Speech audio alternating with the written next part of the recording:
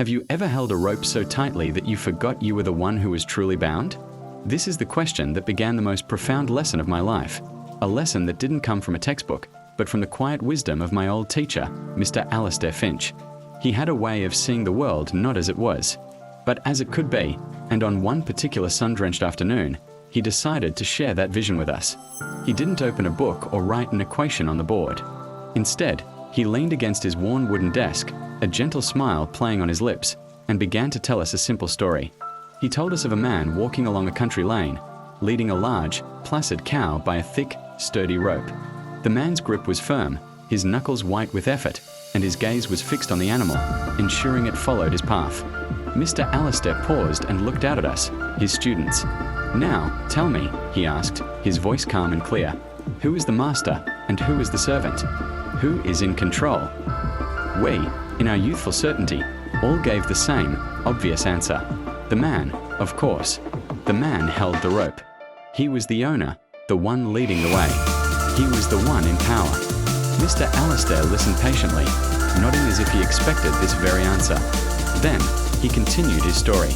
A wise observer, watching from a distance, approached the man and, without a word, took out a small, sharp knife and sliced the rope in two. For a moment, nothing happened. Then, the cow, feeling the slack, blinked its large, dark eyes, and ambled peacefully over to a lush patch of grass by the side of the road and began to graze, completely untroubled. The man, however, flew into a panic. He was no longer bound to the cow, but he was not free. He shouted, he ran, he waved his arms frantically, trying to herd the cow back onto the path. His peace was shattered. The cow was free, but the man was now a slave to his lost possession. "You see," Mr. Alistair concluded softly, "the man thought he owned the cow, but in reality, his desire to control it owned him. The rope didn't just bind the cow to the man, it bound the man to the cow. When the rope was cut, only one of them was truly set free." That classroom fell silent. The simple story had suddenly become a mirror. Mr. Alistair then expanded the lesson, and his words have echoed in my mind ever since. He told us that our minds are filled with similar ropes. These ropes are our negative thoughts, the heavy burdens we carry every day. We hold onto the rope of anger, replaying an old argument, feeling the burn of injustice, believing we are in control of that memory. But the anger controls us, dictating our mood and stealing our peace. We cling to the rope of jealousy, constantly comparing our lives to others, feeling a bitter sting with every perceived success that is not our own. We think we are merely observing, but we are prisoners of that comparison.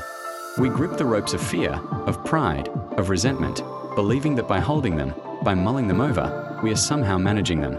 But we are the ones being managed. We are the man, frantically chasing the cow, convinced that our well-being depends on getting it back on our rope. We fill our minds with this useless, harmful clutter, leaving no room for tranquility.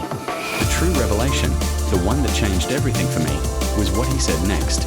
"The moment you truly let go," he said, "the moment you cut the rope and no longer care about that angry thought or that pang of jealousy, it loses all its power over you. It will simply wander off and disappear, just like the cow, leaving you in peace. It's not a battle you have to win, it's a rope you simply have to drop." This wisdom extends beyond our thoughts. In life, we often believe we own many things, our careers, our possessions, even our relationships with other people. We hold these ropes tightly, believing they give us security and identity. But this dependence is a subtle form of slavery. The more we need something to feel whole, the more we are bound by the fear of losing it. We become slaves to our belongings, our status, and our need for approval. Freedom, I learned that day, is not about acquiring more, but about needing less. Peace is not something you find outside yourself. It is a choice you make inside. It is the courageous act of letting go of the mental clutter, of cutting the ropes that tie you to agitation and sorrow. It is the realization that you are not your thoughts, and you are not your possessions. You are the quiet observer, the one who can choose to drop the rope. That day, I walked out of Mr. Alistair's classroom feeling lighter than I ever had before. I began to see the invisible ropes in my own hands and, one by one, I started to let them fall. And I discovered the ultimate truth of his lesson. The quietest, most beautiful, and happiest place on earth is not found on any map. It is the calm, empty, and uncluttered space you create within your own mind.